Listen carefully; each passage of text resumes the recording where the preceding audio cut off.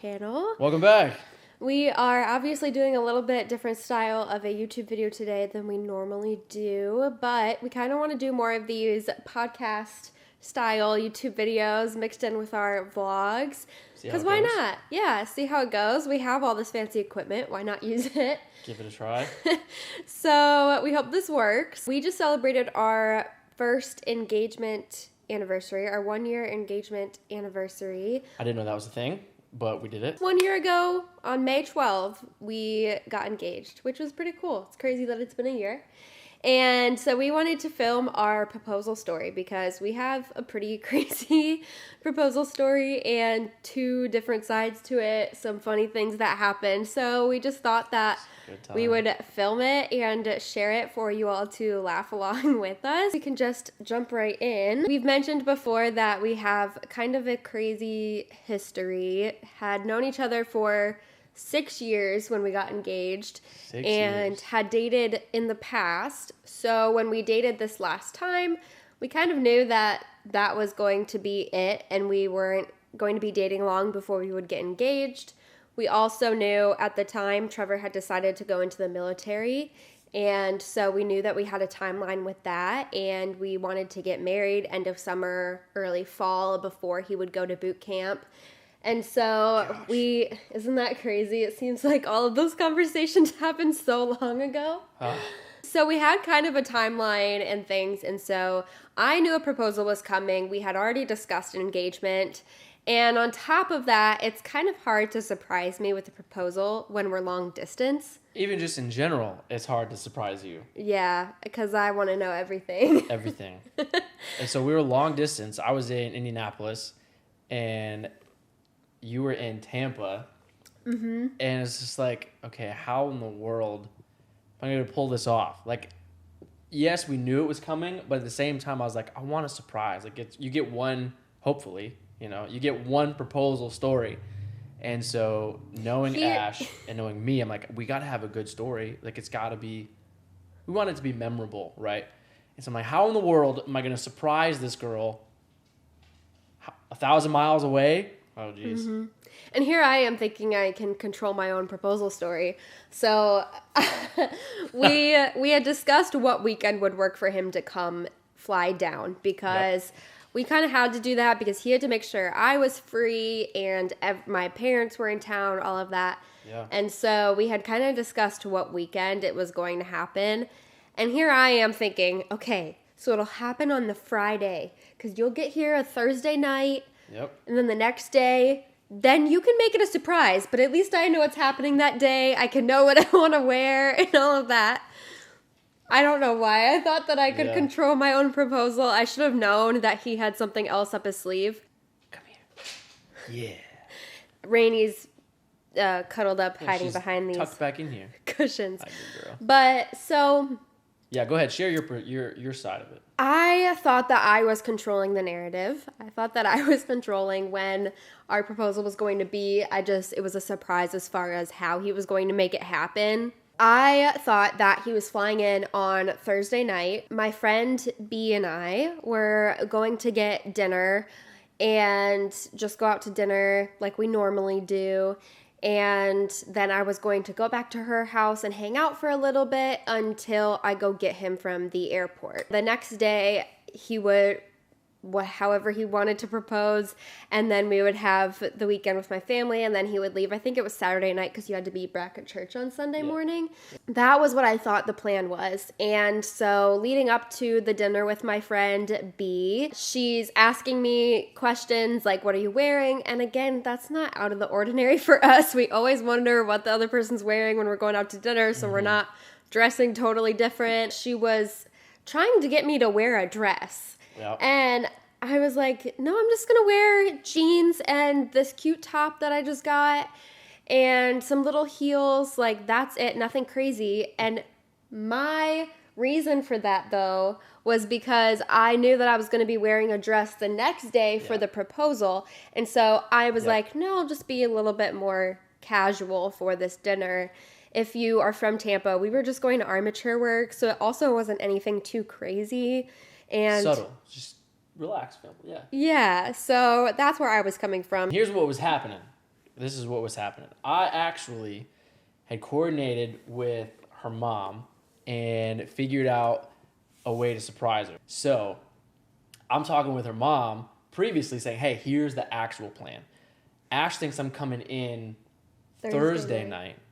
But what I'm actually going to do is I'm going to come in Wednesday night, fly in Wednesday night.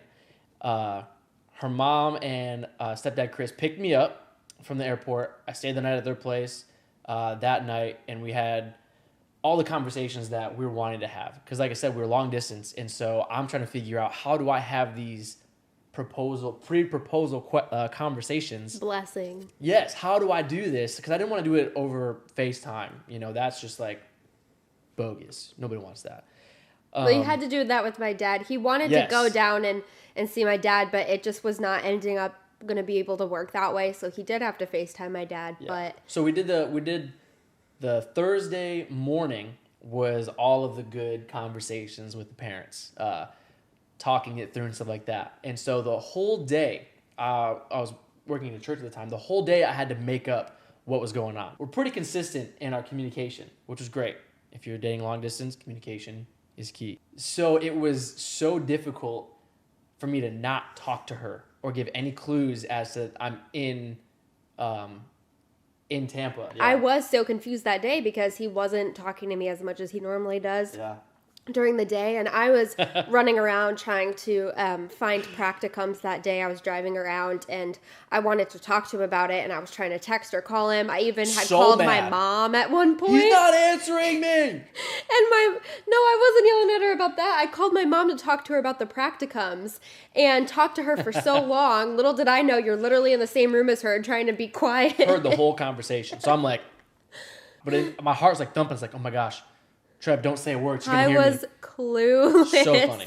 I had planned I had her friend, because I didn't want her to be in on any, like, I don't want Ash to be clued in on anything. Like, the slightest thing, like, if I would have said, hey, Ash, go get your nails done, she would have been like, proposal's happening, on top of she's already knowing it's coming this trip. Mm-hmm. So I had to do something that was normal. My friends and I normally just take a couple cute pictures together before dinner if we're, like, dressed up. And so B and I were going to do that. We wanted some updated pictures together. Our friend Liv has a photography business, and so that's who you contacted to help it out. To help get pictures of the actual engagement. So Liv was also trying to help with making sure everything was planned accordingly. Yeah, she was not trying to be seen. I had no idea she was going to be there. But she was like trying to make sure that everything was happening according to plan and everyone was in their right spots. So shout out to B and Liv because Liv was awesome.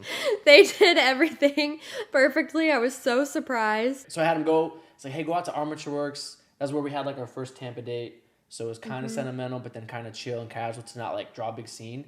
But then still nice enough. Like it overlooked the bay and it had this little like bridge thing. And I was like, this is perfect. And we had like 10 minutes to find the spot once I got there. So, back up a little bit. To get to Armature Works, the whole thing almost exploded. Like, Ash was clued in and almost had an in on it. So, I had sent her fake flight information. Because we always, being long distance, we always ask, what's your flight number so we can track it and make sure we're like picking them up at the right time and everything. So I didn't want to be like, hey, here's my flight number, and then be like, oh, you're coming in Wednesday? So literally the day we booked the flight, I'm trying to like book 2 flights at the same time so that way I can send her the fake flight information, but then send her mom the real flight information. And so I'm sending her the fake flight number that I'm not on, and then she's tracking that, and I'm trying to go along with when I'm supposed to be at the gate, when I'm supposed to be boarded and all of that stuff. And she's like, are you there? And I think I had forgotten to text you or something. Yeah, I have the text messages. I'll pull them up. So I like forgot to text her. But then I also wanted to like make some suspense and bring things up. And so I said something along the lines of, hey, I'm running late and like running through, almost missing the flight, just to like mess with her a little bit and have some fun with it.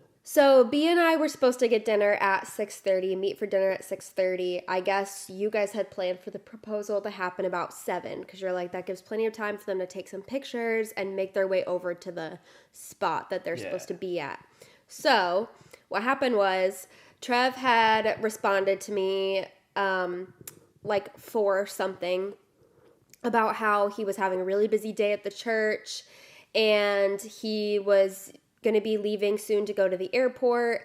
And so already I'm kind of like, it's 4 something. Your flight is supposed to depart at 6:05, and you're still at the church. And he was like, I'm about to leave.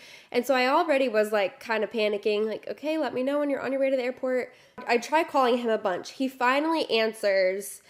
It looks like, I think, right around 5:45 or so. And he answers, and I don't even remember exactly what you were saying on the phone. You were saying something like, I'm driving down there right now. Like, when you were on the phone, you weren't even at the airport. You were saying that you were parking or something like that. And yeah, I messed up. I said something, and then you heard my car door or something.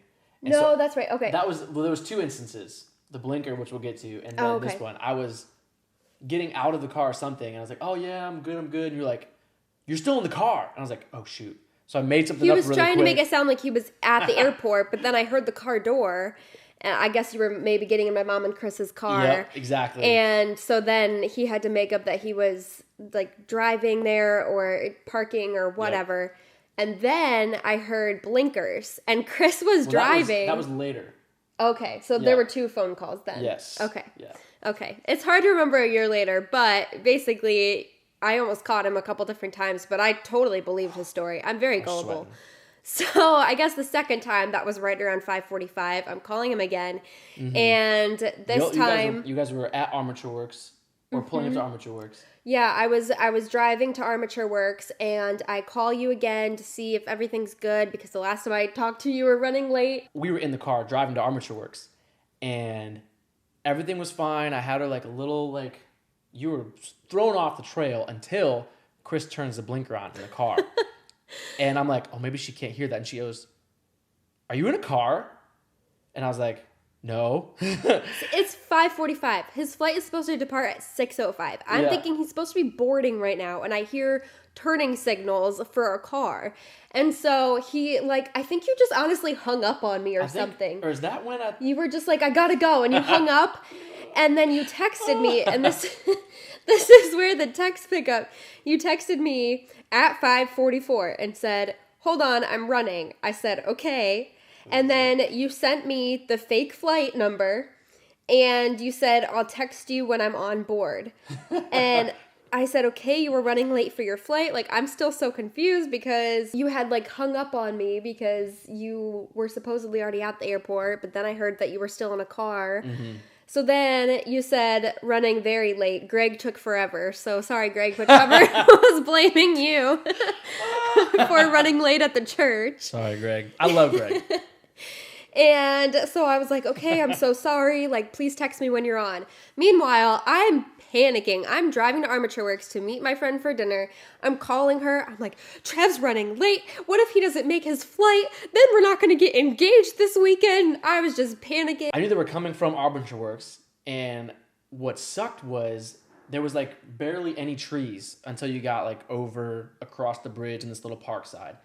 And I needed to be able to see them so I could communicate with Liv and be like, hey, she's coming, get ready to take the surprise pictures, but then like not be seen. And so there was barely any bushes or shrubs or anything. And so I'm like, what in the world am I going to do? Meanwhile, everyone in Armature Works is super chill out. Like they're in like running like tights or just sweats and hanging out. And I'm wearing jeans, a brimmed hat, and suit a jacket. And so I stand out. Like, no one is dressed. And you're holding a bouquet of flowers. How in the world am I going to hide so she doesn't see me walking all the way along the bay over this bridge in a big open area? And so I saw this girl sitting on a blanket overlooking the bridge. And I was like, oh, this is perfect. I'll just hide in plain sight. And so I just walk over to her and I said, hey, like, I'm proposing. Do you mind if I sit and hide in plain sight with you. And she goes, oh my gosh, yes, absolutely. And so it was great. I got to sit there, and then we just had she was asking about us and stuff like that. And then I started to get nervous, and she noticed that. And so then she started helping me out, like to calm, take a breath, stuff like that. Do you need water? She had extra water. I'm like, I don't usually get nervous, but I was getting nervous here. It's like, I wanted it to go perfect, and I wanted it to be special. And so once I see her, because I'm like looking, I'm trying to look, but then I'm trying like not to look so she doesn't see me. So I see them come across the bridge, and I'm like, holy buckets, here we go. And then I'm trying to like coordinate with Liv, who's like over beyond a tree, and just trying to see it all happen. And then I'm trying to watch B and make sure that Ash can't see me coming, because I have to go a good 30 yards through openness to try to get up to her to not see. And so what B did, which was super clever, is she had take some pictures like facing me, and then she said, hey Ash, turn around and take some pictures like of you overlooking the bay.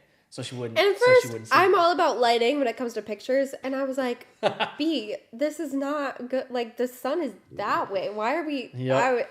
And I was like, "Okay, And then whatever." she would turn around for like 2 seconds, and I needed her to be overlooking the bay for like 20, so I could get up there quick. And she'd turn around and then turn right back. Is that good? Turn around and turn right back. And I'm like, I didn't like people watching me take pictures. so I'm like running, stopping, turning around, like ducking, hiding. Like I'm in a suit jacket, and I'm like doing burpees every 10 feet, ducking behind this little like 2-foot bush. I'm like, Ash, turn around. I'm trying not to ruin the bouquet of flowers. And I'm like ducking. Oh, it was crazy. I wish someone had a video of that, because that was probably hilarious looking. So she finally turns around enough for me to sprint. Like I sprinted. Like I went for it, because she's not going to give me enough time. And so I go for it. And then once I get there, I like, and try to be all like majestic and stuff. My heart's like pounding because I'm nervous. And then I'm like all hyped up and trying not to sweat because I've been sprinting and doing burpees the whole time. And so then I like run up and then pause and try to be majestic to like set the mood, set the tone. I get there, and then Ash turns around, and I'm expecting this like moment and a break, like just like a Dear John, like just an awesome like kind of moment. She turns around and screams. She's like, ah, and runs the other direction. I'm like, what's going on? Like I'm running up here, setting the mood, setting the tone, and then I get there and I'm like trying to be all like a knight and like majestic, and then she turns around and I'm thinking it's like the hair's gonna go and the sunset over the bay, and she's gonna cry and we're just gonna hug and it's gonna be awesome. And she turns around and runs away. I was like, come back here, like come back. Oh, it was so funny. I don't know why that was my Initial reaction. first instinct, but yeah, it was so funny. So we'll play that video. Yeah, that was fun. Okay, I don't like people looking at me.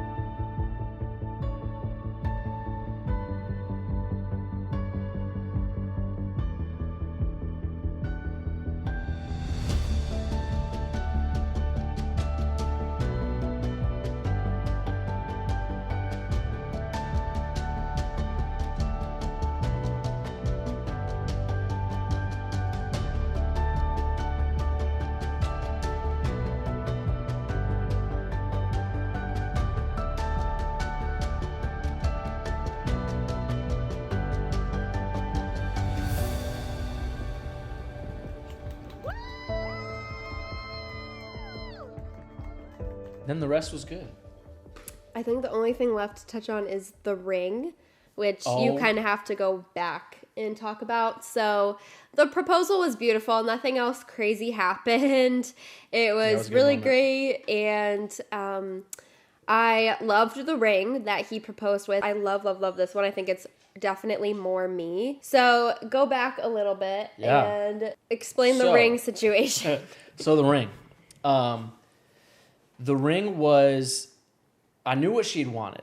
And this is me thinking like ahead of time. I knew she wanted rose gold. I don't remember the cut of the diamond, but I think it was I a didn't- square diamond. Whatever. I didn't have any preference other than rose gold. Yeah, rose gold. And so I'm like trying to figure out the finances of ring stuff, right? Which was very difficult. But I got it going. And so what I did was, my mom actually gave me one of her, her old ring. She had upgraded and got another ring on her anniversary. And so she had another diamond, and she said I could have it, which was like a cool moment, for a mom to give a son a diamond. I'm like, okay, this is great. This helps a lot. But the issue is the diamond was in Michigan, and I was in Indianapolis. And I'm like, how am I going to make this happen in the time frame of all this going on? A yellow gold band, and I knew she wanted rose gold. So my best friend Jacob, he's a jeweler, and his wife Katie, they're both jewelers. So she takes the diamond in to my buddy Jacob, and he gets me all hooked up, and we're talking on the phone like, what I want, how we're gonna make it work and stuff like that. They end up ordering the ring. But then there was a mix-up with, I don't even know what it's called, but whatever mounts the ring, or mounts the diamond to the ring, there was a mix-up with that holder thing. And it delayed the whole process. And so everything was like on point for the ring to get shipped down to me. And so I'm like, all right, this is perfect. And then when he said there was an issue, I was like, okay, this makes things a little more complicated. And so I'm like, okay, here's what we can do now. Now that it's delayed a couple days, I'll just drive up to Michigan, pick up the ring, drive back down to Indy, get on my flight, and go. So then that was my plan. And then my plan was, it got delayed another day. And I'm like, what in the world am I going to do now? And so I'd already gotten the plans like confirmed with her parents and with friends and getting everything situated, but the ring was messing it all up. And so then I'm like, okay, maybe I can change my flight to fly out of Detroit down to Tampa. Just drive up, get the ring, and then come down. And then that was going to be, that was turning out to be just a not good situation because flights there were taking longer because I don't think it flew direct from Tampa or Detroit to Tampa. So I'm like, how in the world am I going to make this work? There's not another time for this to happen. So I called her mom and I'm like, Mel, what am I going to do? What are my options? And she goes, okay, just pause. You could find a ring on Amazon and just propose with that ring and then get your ring like the next week or so whenever it comes in. I'm like, brilliant. Why didn't I think of this? So now I'm like on the hunt on Amazon to find a ring that works. And the great thing about this is now I have a ring to use when we go on vacations or somewhere that I don't want to lose this one. Yeah. I can just wear that one. So it ends up all working out. Worked out great. I got it overnight because I'm an Amazon Prime member. Go Prime. I found a rose gold ring. It was all fake. It wasn't anything real. Diamond was, I don't know, plastic or whatever. But just something I could propose with, right? And I go down and it's beautiful and it works out great. It was all shiny. She didn't know the difference, but in the meantime, I'm feeling like a schmuck because I'm proposing with a plastic thing. And I'm like, how am I going to have this conversation later on? And I'm like, all right, it's going to be fine because I have the ring. It was just delayed, right? We go to dinner that night after the proposal with all of her friends. And one of her best friends, Superna, her family is really good with jewelry and knowing a lot about jewelry.